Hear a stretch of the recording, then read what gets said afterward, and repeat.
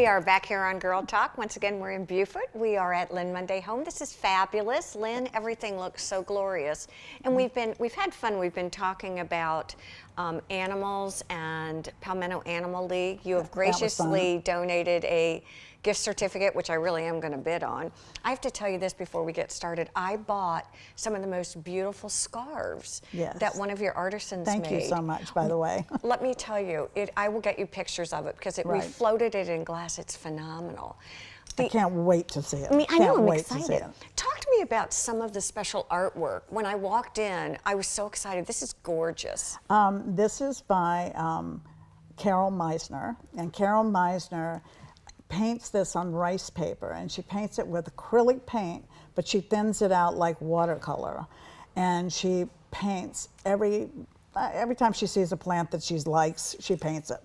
And I love her work. It's simple, it's creative, but not overdone. It's understated, and a lot of times in a room, the art can be an asset or a liability. Well, I was just going to ask you, what is your philosophy about art? Because I think every time I come I learn, so I'm actually getting hints from you. There's different ways to look at art. I do not think art has to match the furniture. Okay. I don't believe in that. But you also can have it match the furniture. But I like it when it creates ambiance, meaning making the room taller. Okay. I like that. Making the room wider. Art can do that for you. Giving it texture, giving it depth, giving you a way in and a way out of the room. There's all sorts of things art does. If you've got a road that sits on top of your fireplace that goes way into the woods, you start, when you enter the room and look at the fireplace, you start going down that road. And that's dimension. And we as artists and as designers need to have dimension in a room. It can't everything be flat. You know, some things are flat, but even in these are almost transparent looking.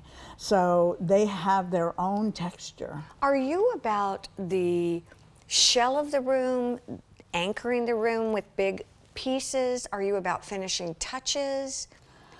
Do you start with one thing, or how I really start with the drawings, drawing the room, the bones of the house. You know, do we have beams? Do we have wood? Do we have wood floors?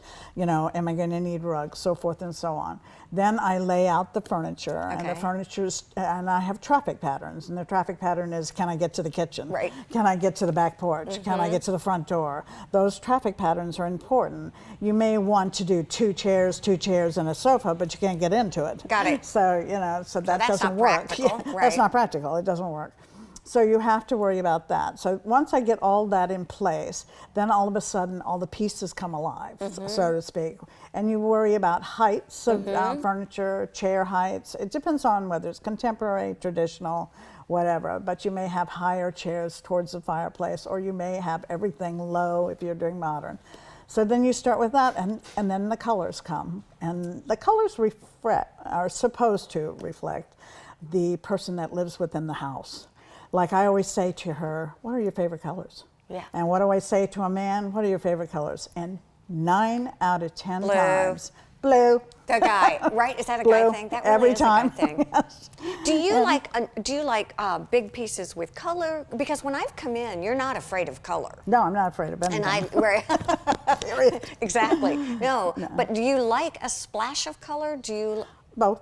Okay. I like it very monochromatic and very quiet, and I like it very colorful. So, I mean, I can go either way. I like both done well. Okay. One of the other things I notice when I come in, and this is just my own observation, is everything is very sophisticated, but there's an element of comfort. And I find if I really look hard, there's a bit of whimsy that's tucked in, again, understated. Not cutesy, but whimsy. Yeah, there is. It's to suit all different personalities. We brought in just recently some bags and hats, you know, just to have something that a woman can come in and pick up and leave, but take a look at everything else, you know. So we bought some beautiful straw bags for Easter and hats for Easter. And can I say this? Every single time I come in, the store is different.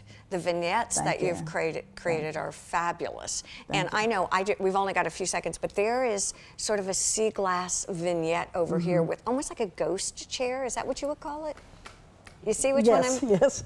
You're like, I'm not That's sure. a terrific name We'll for that change it. chair. Isn't it? It's such I a, love that chair. I love that chair. It's phenomenal. I think it looks great, but it does look just like a ghost. Doesn't it? I like it's that. so pretty.